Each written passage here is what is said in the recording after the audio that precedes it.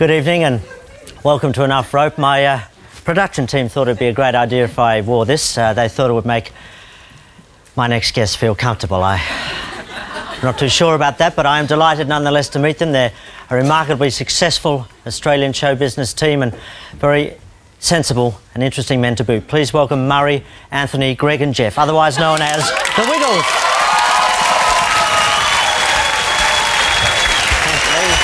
Jeff, Murray.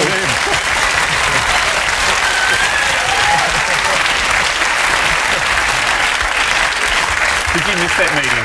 I missed the meeting, yes. I think the words right pillock are coming to my mind right now. Nonetheless, I'm the gayest wiggle of them all. That's saying something. Yeah, I'll get into it. Hey, who came up with the finger move? Murray. I think I did, yeah. And what led to the finger move? Did you lie awake at night thinking of finger moves? No, we didn't actually. We were on tour, and when you're on tour out in country Australia, you watch a lot of weekend television that a lot of people don't see, and we were watching the bowling, Denton bowling. Yes. And there were these two guys, and whenever one of them got a strike or something, the other one would go, yeah. And the next day we just started doing it on stage, and it stuck. Have they ever written to you saying you've ripped off their ass? No. Don't tell them. No, obviously not. Who came up with the idea of the Wiggles, the concept? Well, it was Anthony, really. It's really just a one-off album, I suppose, really, at first. When we did the album, I remember thinking, well, we don't want to make a rock and roll album. We want to think about early childhood principles and what we'd learned at Macquarie University. So we got Greg, who's got a beautiful, soothing voice. And I remember saying to the guy, we went to someone at ABC Records who said, if you're lucky, you'll sell 3,000 copies. And I thought, well, that's okay, because we weren't doing it I'd been in rock and roll and toured, and the last thing I wanted to do was tour. Yeah. And the ironic thing, the ironic thing is we've toured more than the Cockroaches ever did. I got this call from Anthony. Hello, Anthony. Go away. I'm not interested. You know, he's always got these ideas for things. He said, I've got this project, to make a children's album. And he says, come down to the studio. And I said, you said, how long will it take? How long is it going to take? So 12 years later. Got him a beauty. Do you remember your first gig? Whoever was our manager at the stage, Jeremy Fabini, had said to us, well, look, if you've got a record out, you've got a tour. And we all looked at each other and said, well, no, we didn't plan on doing that. And where do you play? What do you do? Go to the pubs. So, that's right. Off you go to Westfield. The very early happy hour. Well, that's the point, because there was no model to go on, was there? You were the first people to do this. And things you take for granted, like airplay, they're not going to play on the radio. No. And they're not going to... No, that's right. Here's another back-to-back hot potato. It's true. So it's crazy. In America, they're getting our albums, the videos we put out 8-9 years ago, and when we tour there, they go, boy, you guys have aged still, you know. Well, who came up with the Wiggles name? What other names were in the hat? Actually, I don't know if there were any others. Yeah. I think we had this song, Get Ready to Wiggle, and it just seemed really obvious. It was, and it's the way kids move too, so I think, Sadly, there's no anything else. You want the exploding prepubescent experiment or something like that, one of the early arty names that you thought of. How do kids react when they see you? How do they respond? In public or in the streets or something? Oh, no, when they come across the Wiggles, all four of you skivvied up, ready to go. You know what's funny, just with skivvied up, in America, skivvies is underwear. Oh, really? So when we're talking about, we wear skivvies, I think, what? I mean, are some of them gobsmacked, or are they... Early on, we used to get, you'd always get a few in the front, particularly who'd cry, and you still do that occasionally. Yeah. You get that occasionally, because I think they're expecting you to be this tall. Because on TV... Perhaps I should join the group. I'm actually that. Yeah, but then you get other kids who are just... The great thing about the child audience is they're really open. They're not standing up the back with their arms folded, I'm too cool for this. If they like it, they just go for it and they just get into it, and that's great. None of them have chocolate cigarettes just up there. Because I reckon a lot of people reckon that writing kids songs, how hard can it be? You know, it's a nursery rhyme melody, it's a few words about breakfast and Bob's your uncle. I mean, there's actually a lot more challenge to it than that, isn't there?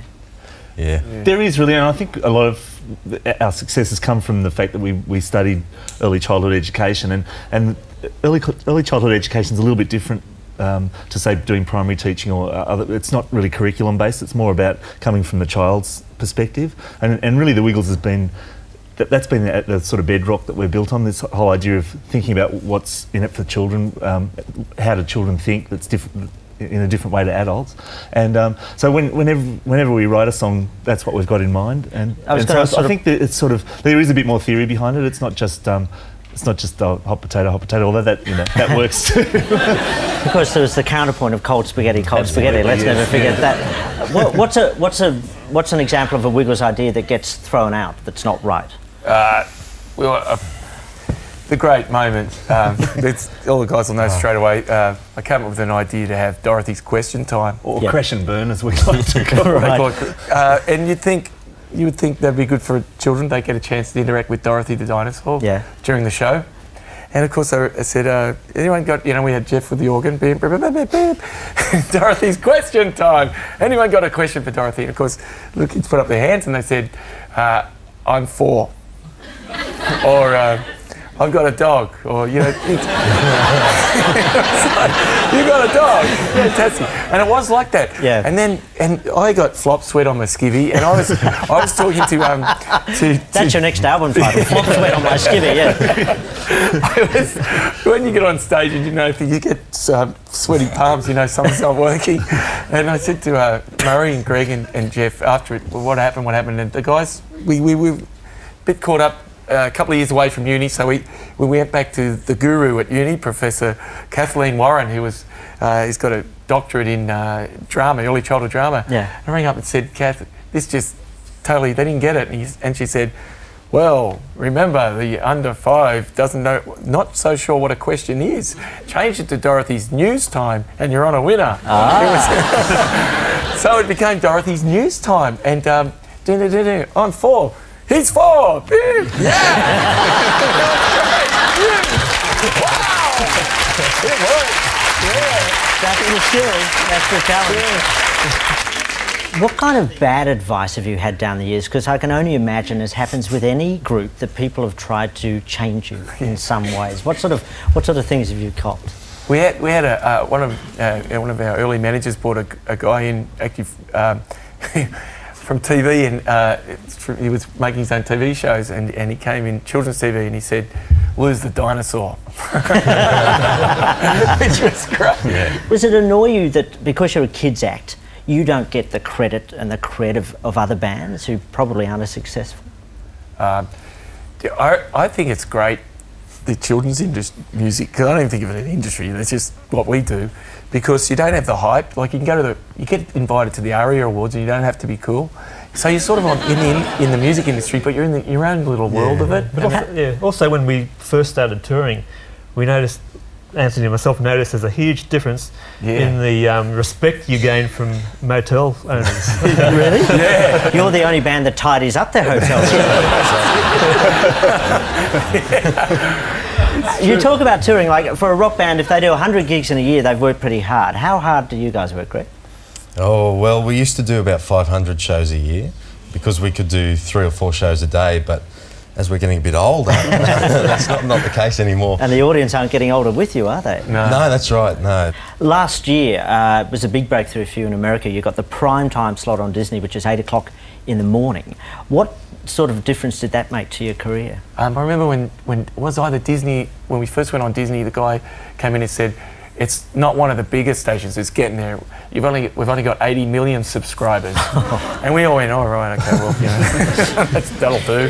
But so that many people saw us. When we were in America, when we first started, we did Blockbuster car park. And 4 this people was amazing. turned out. We literally had 4 people. We did a Blockbuster video tour, and it's one of the strange things in that the first gig we did was probably 30 people. The next one was 15. The next one was 10. It got down to 4. The last gig in Dallas. Oh no, the last gig in LA. Yeah. Well, there was 4 people there, and 2 of them were brought along by our PR person. That must have been a bit overwhelming for those kids. But the funny thing was, the next time we went back to LA, we played at the Universal Amphitheatre, and there was 5,000 people there, so it was a bit of a jump there. And in terms of the perception in the street, I know you've been twice in the Macy's Day Parade, which is watched by 70 million people. Do you now discover when you go to America that recognition factor? Yeah. And the biggest thing we think is if you get recognised at customs when you're going through in an airport, you know something's happening. Yeah. It's been happening. It happens. Yeah. Even they without don't frisk you or anything, they just go there. Is your passport photo in the skivvy?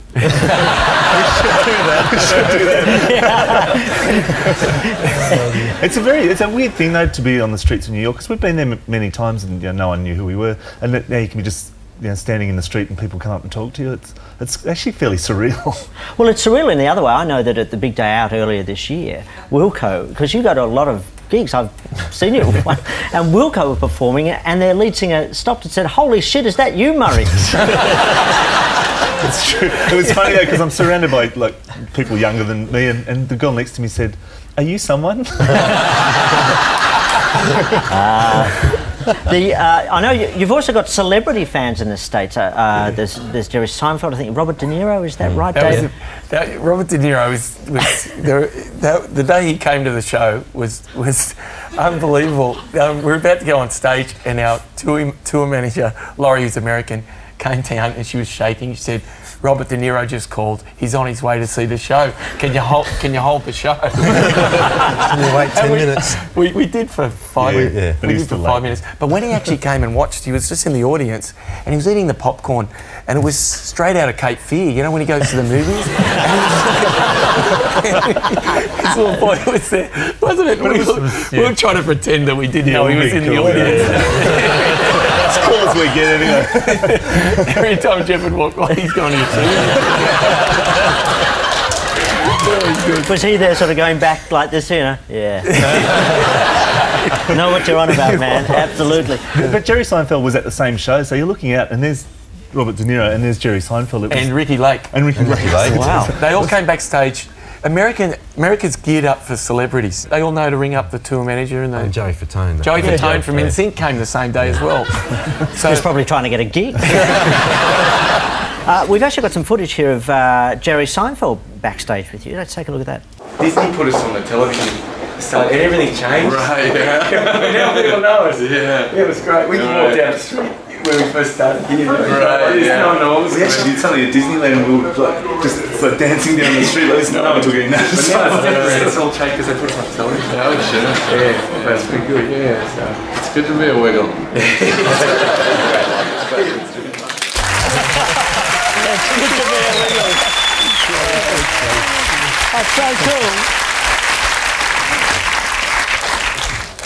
Tell us about when you met John Travolta. I was asked to be on road in the swivel chair, and so we went along. I'm on the swivel chair. The segment finishes, and then this one of the people on the floor says, "John Travolta wants to meet you." I said, "What?" He wants to meet the Wiggle. He wants to meet me. He wants to meet the Wiggle. You know? But he comes into the green room going, "Hot potato, hot potato." and we put our hand out to shake his hand. He said, "That won't do," and he gave us all a big hug. It was quite strange. You are the coolest guys in the world. But what didn't happen was I didn't get a photo of him because I mean I've been taking photos every day since 1990 as a photo diary thing of my life, and The one day he doesn't have and his the one camera. day I didn't have a camera. What a shame. No one had a camera. Well, you're the man probably that can answer this question because you tour extensively. Now, on the road, and it's after 9:30, you can answer this. What Wiggles hijinks happen on the road? What do you get up to? Not much. It really, you know what's funny? Because we don't tour just us four. It's for us for the four dancers who play the characters, and also another 6 or 8 dancers. So we take a big cast around. But most of the dancers are a lot. We're like I'm 40. Greg, you're about 30. 31. Yeah. 31.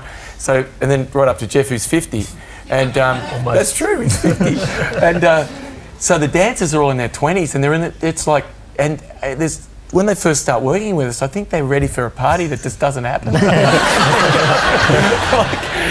Do you ever get single mums trying to make a move? No. I mean, I'm not suggesting you would act on this, but actually, as you're touring, you know, fans. We don't get to meet because we do the classic show and then we move on.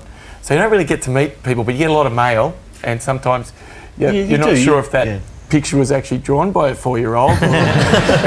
Kids, I gather, around the world are pretty much the same, but are parents different? Do you get extreme reactions from parents? They are a bit different. Yeah, kids are fairly much the same. We thought when we first went to the States we'd have to change the show a fair bit, but we found surprisingly we didn't have to change it too much, because I think a lot of those sort of cultural differences children haven't learnt yet at the age that we're dealing with them. But we do find in the States that the parents are much more demonstrative and loud and enthusiastic, and it's a bit of a shock when you first go out on stage and the curtains open and the whole audience is just going wow, and it's a real rush, and we do get a lot of the American fans. The parents will, like the whole family will dress as us, and so you'll have like the family and the mum and the dad will be.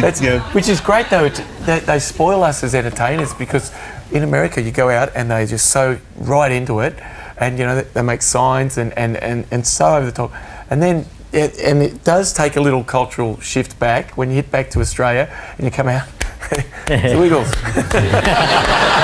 Which is nice. It's nice that the two things are really nice in different ways. It's good, you know, but for a second you've got to go, hang on, we're back home, we're just going to relax. Relax. And when you go to New Zealand, it's even more laid back. Like it's isn't it? So just the kids there on their own. Now, I do have to address, there are a couple of rumours about the Wiggles that we really should clear up, and I'd like to clear them up now if you don't mind. The first is the issue of backmasking on your records, that you send naughty messages to children if you play the records backwards. And before you answer, this is Big Red Car as we know it. Yes, that's the way we do it, riding in our big red car. Okay, we all know that, we all love that. Now, it may just be me, but listen carefully if you play this backwards. Chew with your mouth open, chew with your mouth open, chew with your mouth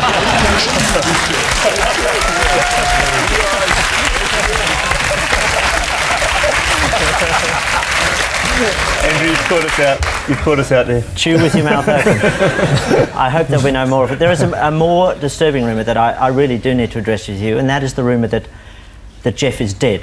Now, Jeff, I don't want you to say anything right now. I just want you to hear me out, all right? Yeah. According to the theory, Jeff was killed in a big red car accident in August 1996, and the record company attempted to cover this up, and you have been trying to send subtle messages to your fans to explain to them that Jeff is dead. Now, this is the evidence here. First of all, from the Wiggles, it's a wiggly, wiggly world. If you see, Jeff is the only one with his head upside down, which is, of course, an ancient burial position, while the rest of you are flying. And these initials here, ABC, another bloody corpse. That's just... then your second video, the Wiggles Hoop-de-Doo, it's a wiggly party, is actually an anagram of boo-hoo-hoo, we miss you, big guy. Then if we look at the Wiggles Toot-Toot, stay with me, please. The number plate, JHL 896. Jeff has left August 1996.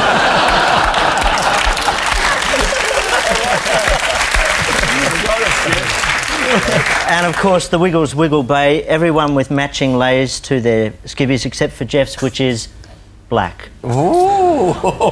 Jeff. Are you willing to deny that you're dead, Jeff? I am still alive. I am. Wake up, Jeff. I sometimes wonder. Now, you earlier this year you started the Taiwanese Wiggles. You're actually franchising out to various Asian countries. First question: is there one Caucasian in the group?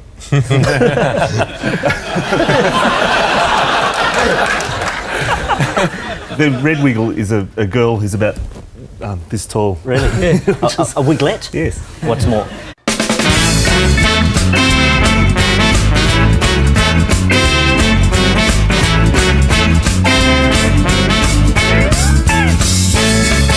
Greg, you also have a cabaret act which performs in Vegas. Do you, having worked with kids for so many years, do you have to sometimes remind yourself to pull it back and not to smile and say, hello, audience, hello, here's an Elvis song? Well, actually, if you ever see my show, I probably do talk a lot like that, you know, because it's just so much a part of, you know, who I am. I mean, people often say to us, you know, what are we like as people? And really, our Wiggles characters are just extensions of ourselves. Yeah. You know, it's not like we have to act that much to be in the Wiggles as well. You know. No, there's always luck plays a part in anyone's career, but you guys have been extraordinarily successful, and you had no model to go on. What is it, do you think, that sets you apart from the others? What is it? What's the Wiggles magic? You guys should all talk about it. I think what I like about it is we've always stuck to what we learned at university, and we always think about the child first when we're putting something together. Like, you could be clever, and we're probably not clever enough to put in adult sort of jokes there. We never do it, and I think we respect our audience. We never made jokes about our audience, never made jokes about the kids who come to the show, and when they're at the show, we never say sit down or anything. If they want to get up and go crazy, great. So we generally like our audience, and we like the parents. We like the whole thing. I think a lot of that is people recognise that you're genuine about what you do. We're not something that's been a creation in a boardroom or something. It grew organically, and I think people recognise that. And the fact that we have fun ourselves when we're doing it, I think people and kids recognise that too. Yeah. I think. We can see it tonight. Speaking as the father of a son who grew up with you, thank you on behalf of my family, and thank you on behalf of the families of Australia. The Wiggles, ladies and gentlemen.